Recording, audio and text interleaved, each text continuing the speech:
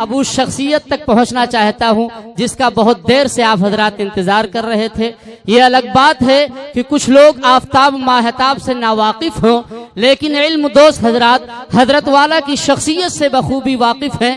इल्मी मैदान में आरिफ बिल्ला, आमली मैदान में मुजाहिद आजम, इखलाकी मैदान में फना फिल्ला, इत्तिहादी मैदान में फी सबीलिल्लाह, तकरीरी और तहरीरी मैदान में माशा अल्लाह इन तमाम सिफतों के मुजस्समा हजरतुल उस्ताद हजरत मौलाना मुफ्ती अब्दुल रहीम साहब उस्ताद हदीस मदरसा इमदादिया बैतुल उलूम हजरत वाला से मैं इन अशार के साथ दरखास्त करना चाहता हूँ कि बताऊं मैं क्या मुस्तफ़ा दे गए हैं, बताऊं मैं क्या मुस्तफ़ा दे गए हैं, हिदायत का एक सिलसिला दे गए हैं, कलामे इलाही की सूरत में हमको वो एक नुस्खे कीमिया दे गए हैं। अस्सलामु अलैकुम व रहमतुल्लाहि व बरकातुहू।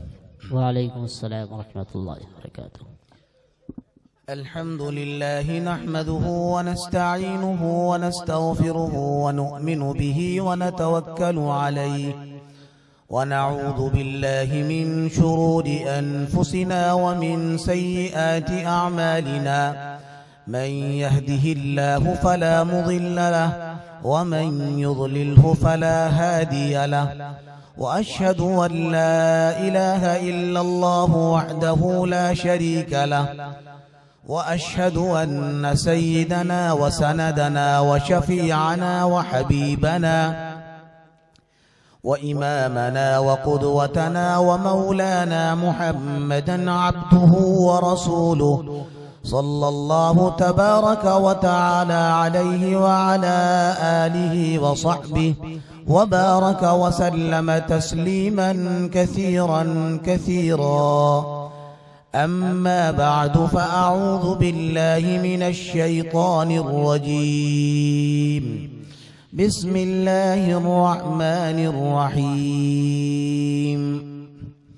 वक़ज़ा रब्बुक अल्ला तअबुदू इल्ला इय्याहु व बिल वालिदैनि इहसाना इम्मा यबलुगन्ना इंदकल किबरा अहदुहुमा औ किलाहुमा फला तकुल लहुमा उफ़्फ़िन वला तन्हरहुमा वक़ुल लहुमा क़ौलन करीमा। वक़ाल रसूलुल्लाहि सल्लल्लाहु तआला अलैहि व आलिहि वसल्लम अल-वालिदु औसतु अब्वाबिल जन्नह औ कमा क़ाल अलैहि अस्सलातु वत्तस्लीम। स्टेज पर तशरीफ फरमा इंतहाई मुअज़्ज़ज़ उलमाए किराम, बुजुर्गों, दोस्तों, नौजवान साथियों और हमारी माओं और बहनों,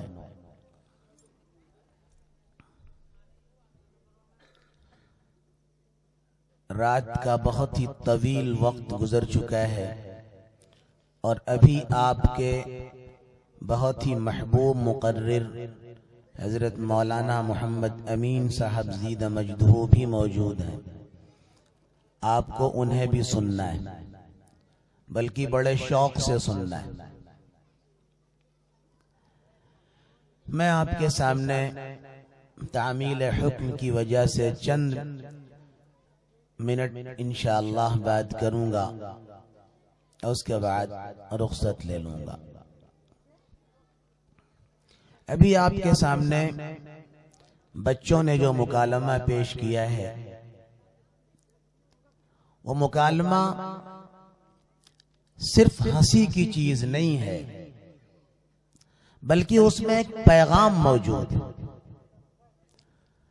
हम सिर्फ मुकालमे को इस नजर से देखते हैं कि मुकालमा पेश करने वाले बच्चे क्या पहन के आते हैं, शक्ल सूरत कैसी बना के आते हैं, किस तरह का अंदाज पेश करते हैं, बस इसके अलावा उसका पैगाम क्या है हम इस पर गौर नहीं करते। अगर इस पर गौर करें तो इसके अंदर वो पैगाम मौजूद है जो इस्लाम की बुनियादी तालीम है।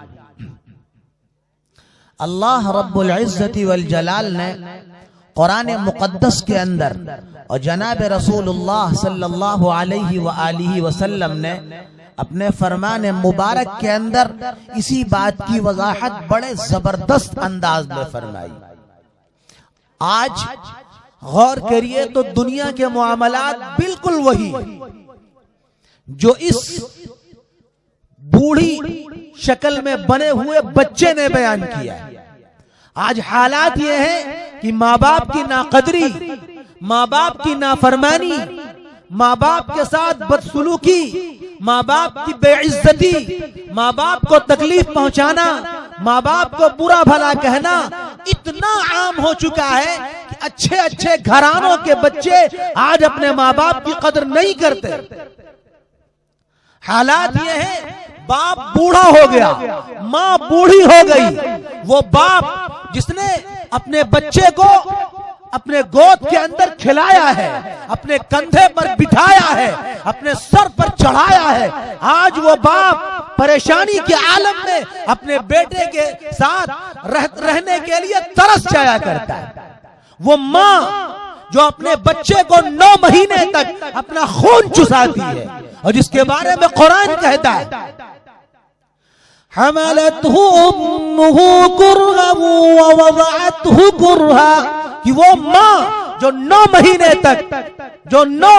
तक बच्चे को अपने पेट में लादे हुए रहती, सारी तकालीफ को बर्दाश्त करती, सारी परेशानियों को बर्दाश्त करती, सारी मुसीबतों को सहती है और उसके बाद वो बच्चा दुनिया में बाहर आता है और फिर उसके बाद 2 साल तक वो अपने बच्चे को अपना खून चुसाती है। लेकिन कुर्बान जाइए उस आकाए मदनी पर, जनाब रसूलुल्लाह सल्लल्लाहु अलैहि वसल्लम पर, जिसने साफ साफ फरमा दिया और कह दिया, है लोगों, है दुनिया के बसने वाले इंसानों, तुम्हें माँ बाप की कदर करनी होगी। अगर तुम जन्नत चाहते हो, इज्जत चाहते हो, मकाम चाहते हो, बुलंदी चाहते हो, अल्लाह के यहाँ मनसब चाहते हो, जन्नत का दाखिला चाहते हो, तो माँ बाप को राजी करना पड़ेगा।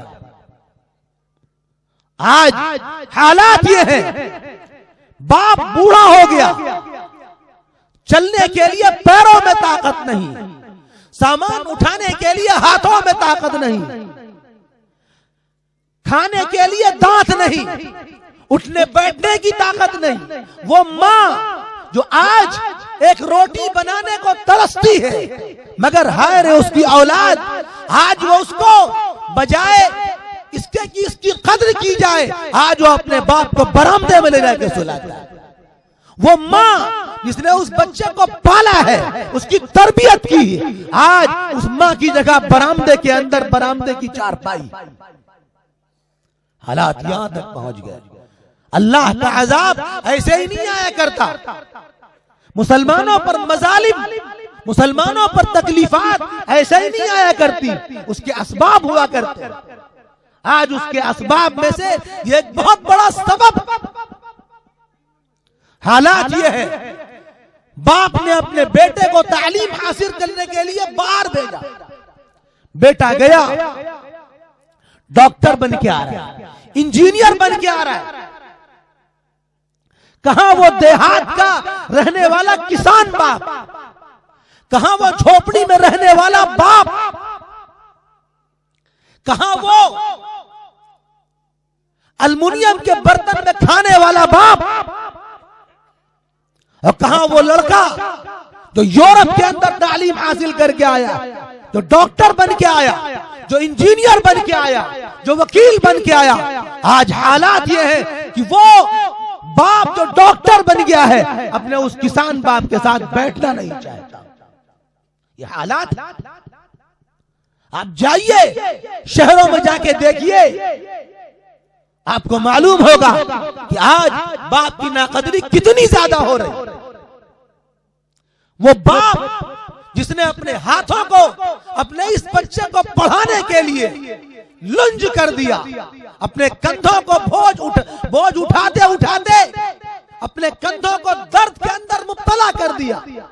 वो बाप जिसने बोझ को उठाते उठाते अपने कमर को झुकवा लिया, वो बाप जिसने मेहनत करते करते, मजदूरी करते करते अपने हाथों में गट्टे पड़वा लिए, लेकिन उसका वही बेटा, वही नाज़ो नखरे से पला हुआ बेटा, आज उसको बाप के दवा लाने की फुर्सत नहीं। बाप बिस्तर पर पड़ा हुआ है, बाप एड़ियां रगड़ रहा है, बाप की आंखों से आंसू छलक रहे हैं, मगर वो बेटा जिसके बड़े अरमानों से बाप ने पाला था, बड़ी मोहब्बत से पाला था, और जब बेटा पैदा हुआ था पूरे गांव की दावत की थी बाप ने, अकीका किया था, बड़े शान से, बड़े धूम से कई कई बकरे कटवाए थे। आज वही बेटा है कि उस बाप के लिए दवा लाने की फुर्सत नहीं है उसके पास। ये हालात, अज़ाब ऐसे नहीं आएगा,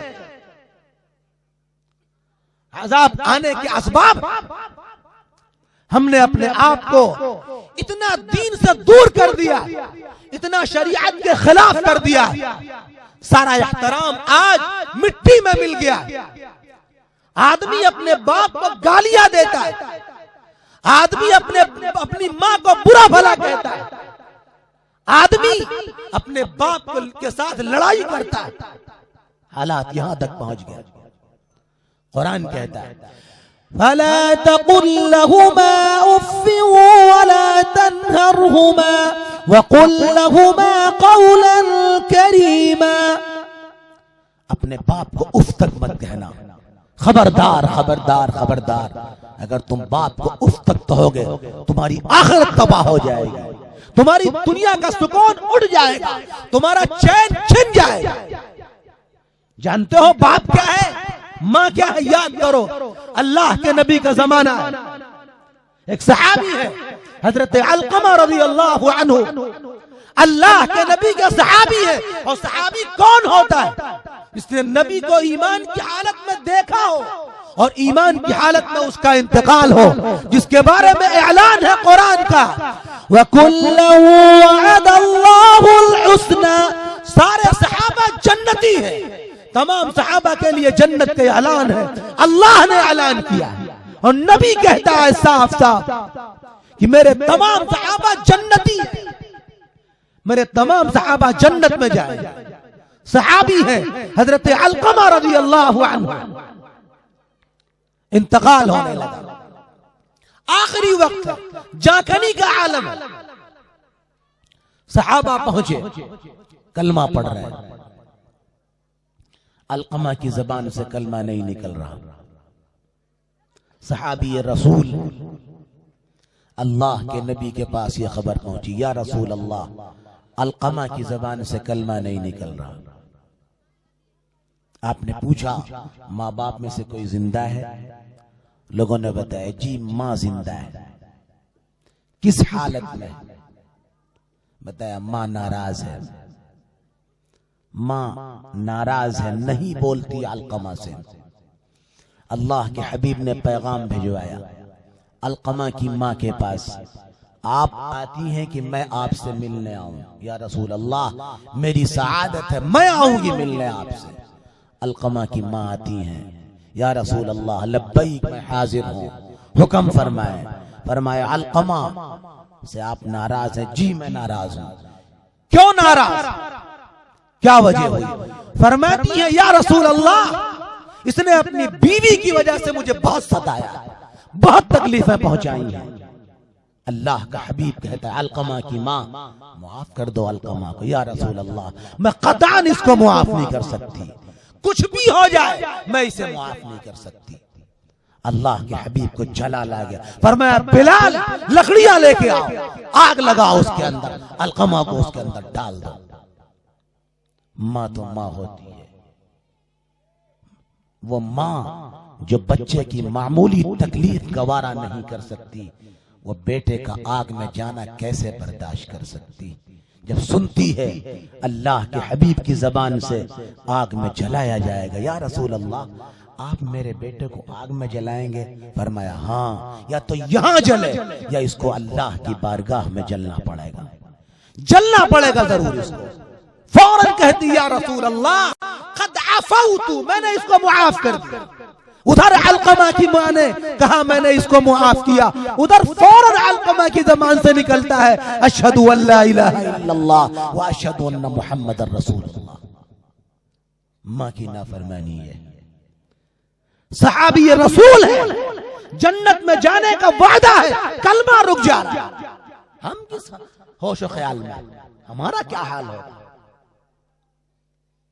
जवान औलाद है, अल्लाह ने ताकत दी, मां तरस रही है, बाप तरस रहा है, बूढ़ा बाप है, बूढ़ी मां है, नल तक घिसटते घिसटते जा रहा है। ये जवान लड़का, खुदा इसकी जवानी गारत कर देगा, ये अकड़ कर जीने से उतरता है, चला जाता है, बाप को पूछता तक नहीं, मां को पूछता तक नहीं। मां तड़प रही है, कराह रही है दर्द के अंदर, तकलीफ से निढाल है। काश कि मेरा बेटा दवा मेरे लिए दवा ला देता, काश कि मेरे रातों की नींद पूरी हो जाती, काश कि मेरा बेटा मुझे दवा दे जाता, मुझे नींद आ जाती, मैं सो जाती। लेकिन नहीं, वही बदबख्त बेटा है, वही बदबख्त औलाद है, वही माँ के कोख से जन्म लिया हुआ बेटा है, जिसको जर्रा बराबर इसकी परवाह नहीं है कि हमारी माँ किस आलम में होगी। सुबह को घर से निकल के जाता है, शाम को आता है, बीवी बच्चों में मगन, बीवी की फरमाइश पूरी करने के लिए कोई पैसे का सौदा नहीं, कोई दूसरे का ख्याल नहीं, कर्जा ले आएगा, खेत बेच देगा, जायदाद बेच देगा, बच्चों को पढ़ाने के लिए अपना घर बेच देगा, कर्जा लेगा, लोन लेगा, बैंक से पैसे लेगा, मगर माँ बाप के दवा के लिए चंद पैसे और चंद टके नहीं निकल रहे। ये है मुसलमान। मेरे भाइयों, ये बच्चे पैगाम दे गए हैं आपको, खाली हंसी मत समझिएगा इसको, ये पैगाम दे गए। माँ बाप का हक मामूली नहीं,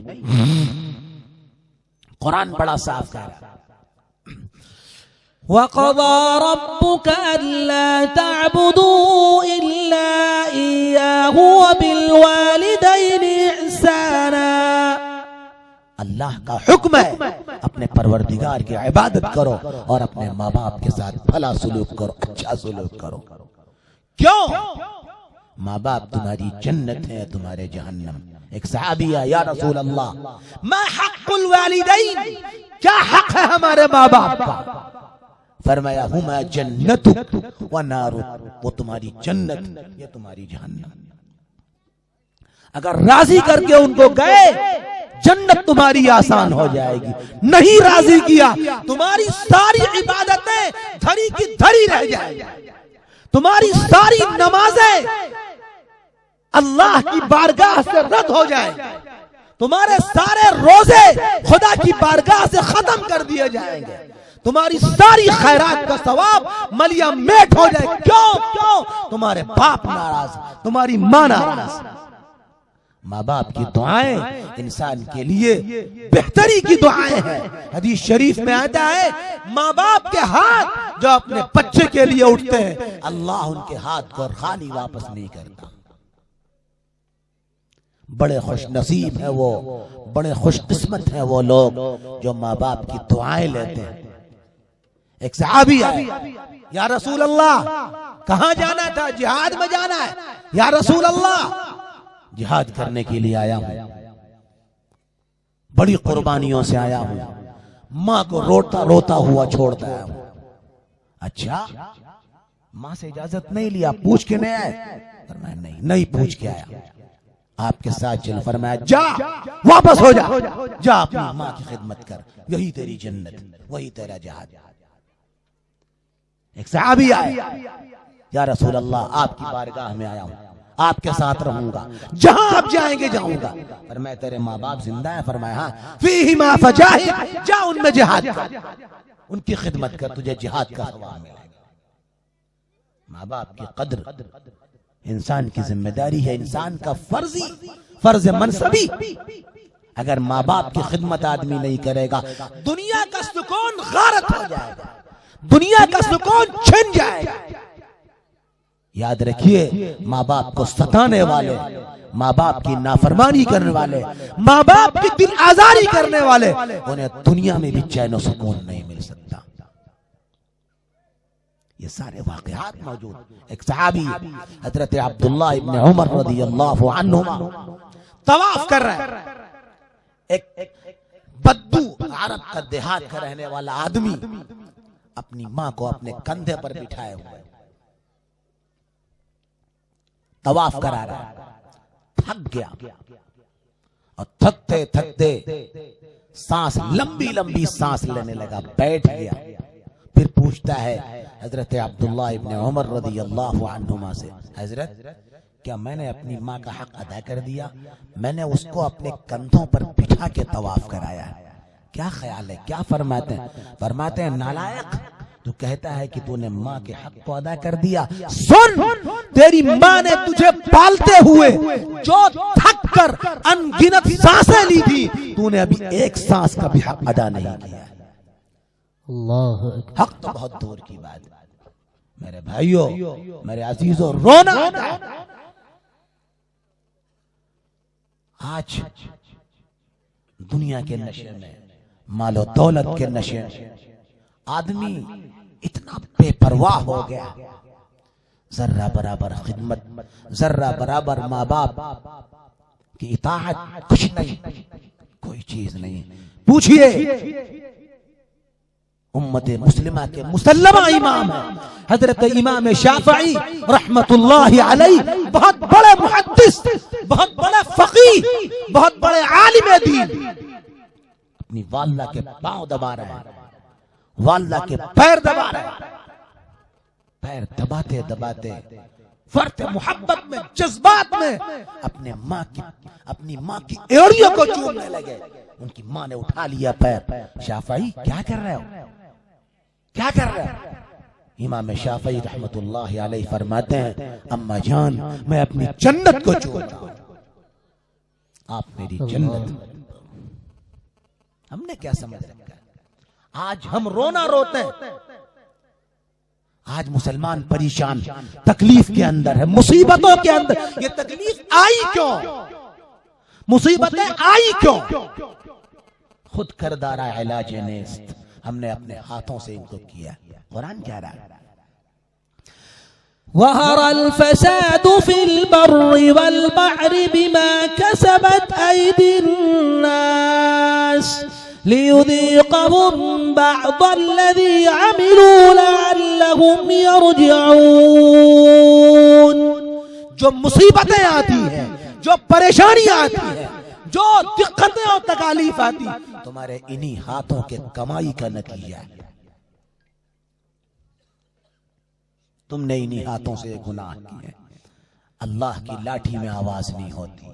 अल्लाह ताला सजाएं इसी तरह भेजता है।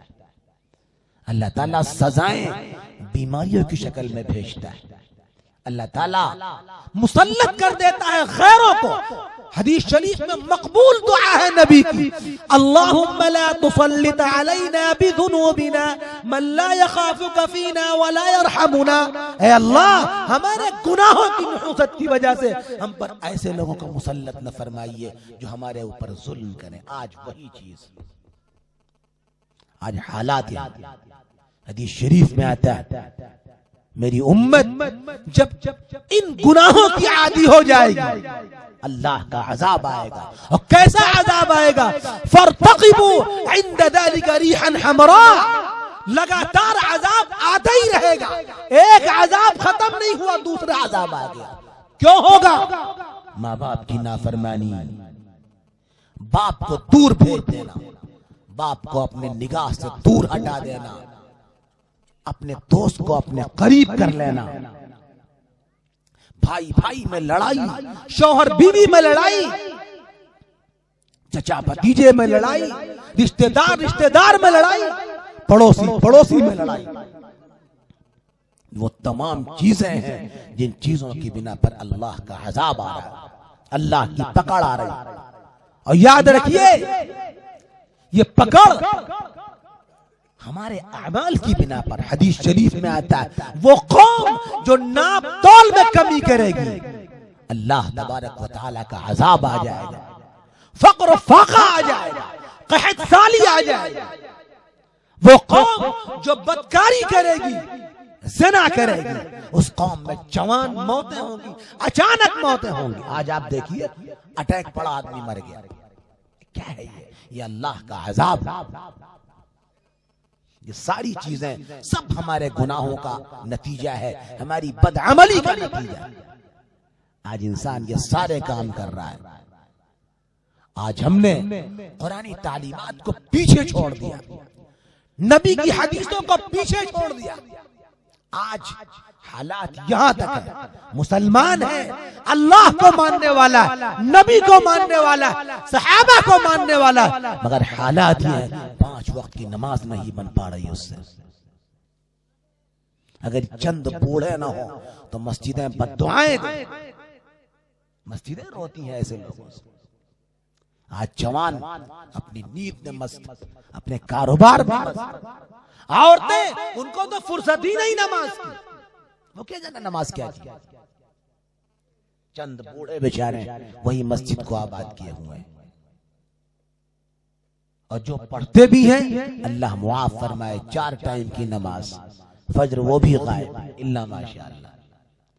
क्या इस तरह की इबादत, ये ढोंग वाली इबादत, ये मतलब परस्ती वाली इबादत, ये मनमानी जिंदगी, क्या इस जिंदगी पर अल्लाह ताला की नुसरत आएगी, अल्लाह की मदद आएगी? ऐसा कभी नहीं हो सकता।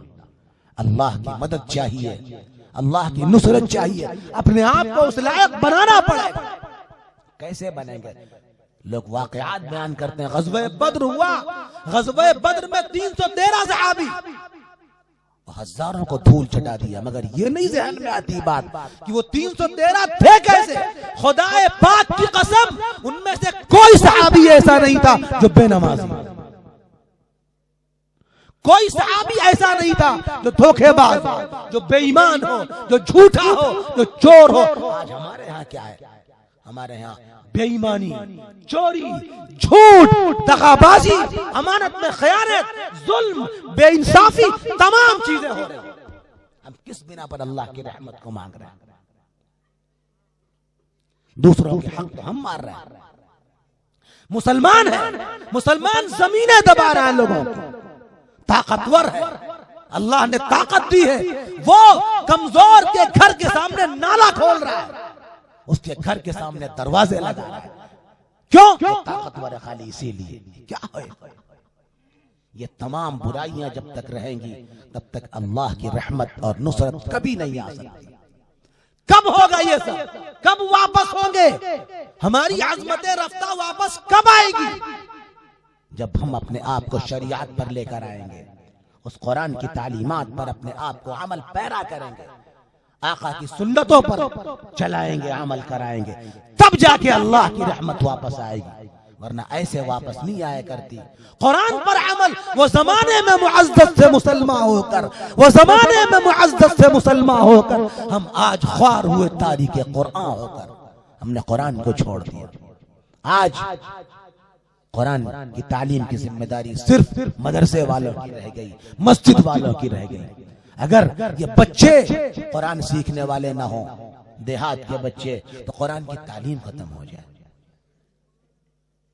मेरे भाइयों, अपने आप को सुधारना पड़ेगा, लाइन पर लाना पड़ेगा, वरना अल्लाह तबारक व तआला हमारा आपका मोहताज नहीं। कुरान कह रहा है,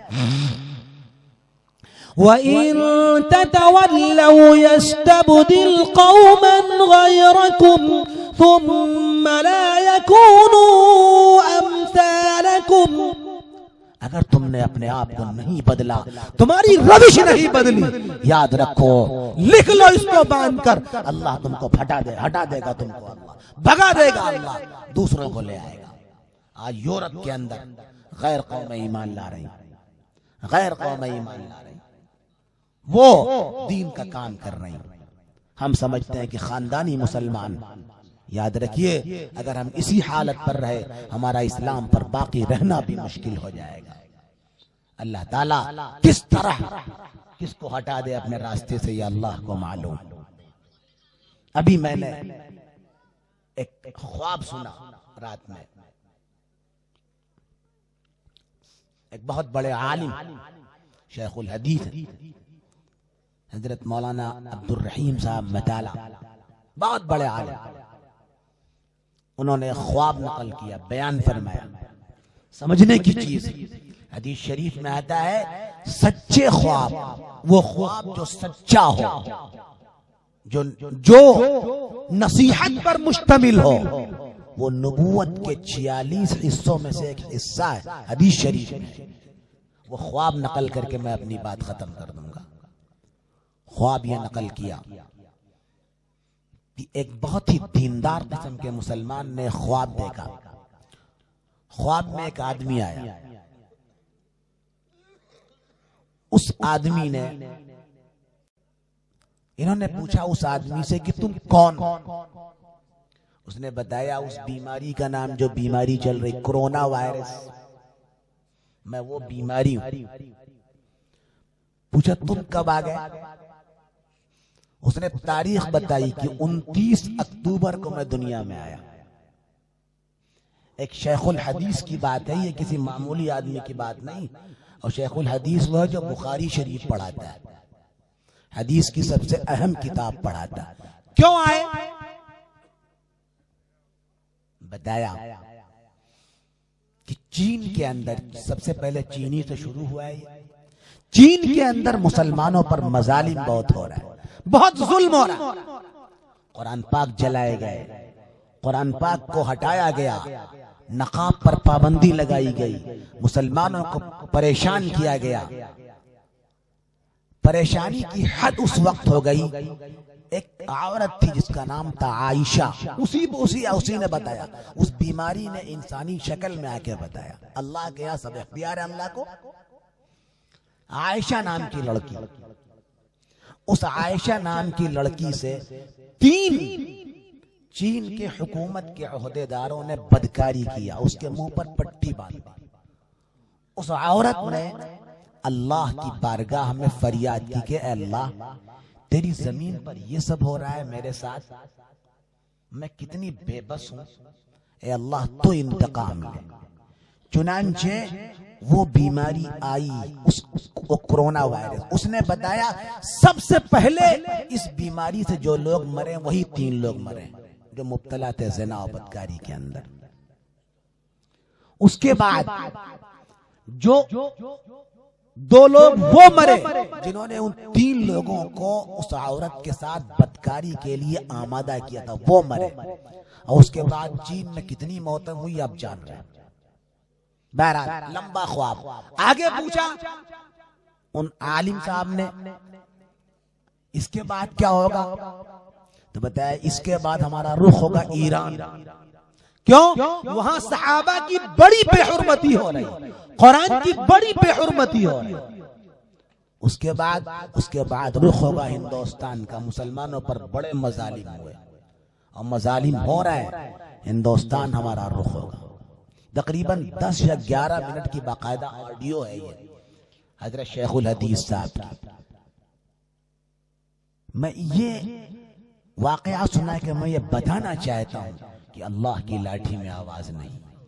अल्लाह तबारक व तआला किस तरह लोगों को जलील करे, किस तरह लोगों को अजाब दे, अल्लाह को मालूम है। और हिंदुस्तान में भी आदाब जो आया है सबसे पहले शुरू हुआ नोएडा से, और नोएडा वही इलाका है जिस इलाके से दिल्ली में फसाद करने वाले लोग गए थे, वही इलाका।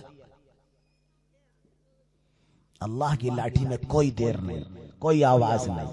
अल्लाह ताला कैसे पकड़ेगा अल्लाह को? कौन बचेंगे? तो फरमाया, तो उस बीमारी ने खुद बताया, जो लोग नमाजों की पाबंदी करेंगे, पाक रहेंगे, 5 वक्ता नमाजों की पाबंदी करेंगे, मैं उनको नहीं छूऊंगा, उनसे दूर रहूंगा। लेकिन जो बेनमाजी होंगे, जुल्म करेंगे, बुराई करेंगे, उनको मैं जरूर पकड़ूंगा। आगे अल्लाह की मर्जी क्या होता है ये वो ख्वाब है जो एक शेखुल हदीस का ख्वाब है, उन्होंने नकल किया है। मैंने आपके सामने मुनासिब समझा कि मैं इसको बताऊं।